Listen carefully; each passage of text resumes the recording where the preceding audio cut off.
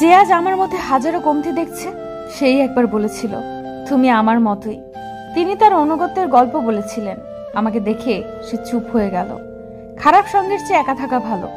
আমি একা থাকতে পছন্দ করি না, তবে আমি একাকিত্ব পছন্দ করি। সবসময় ভয় পাওয়ার চেয়ে ভালো একবারের জন্য ভয়ের মুখোমুখি হওয়া।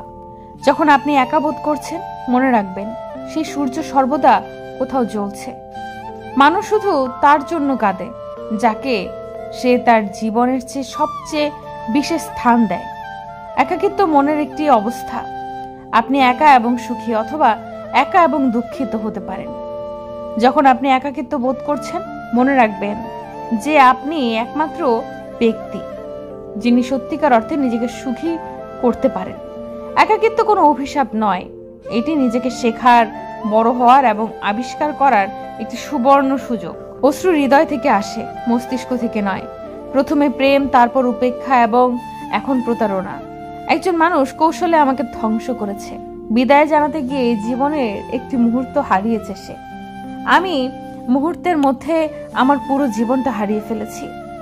খুব ভালো করে সেই মানুষগুলো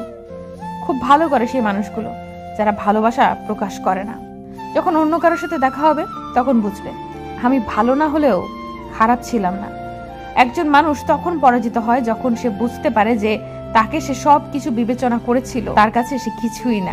জীবন আমাকে যে শিক্ষা দিয়েছে তা বইয়ে লেখা ছিল না। ব্যথা সবাই পায়, কেউ লিখছে এখানে, অন্য কেউ পড়ছে। আপনার ভালোবাসার ক্ষমতা যত বেশি, ব্যথা অনুভব করার ক্ষমতা তত বেশি।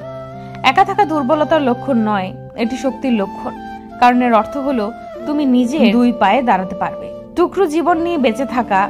এতদিন তার প্রেমে বেঁচেছিলাম, আজ তার স্মৃতিতে বেঁচে আছি।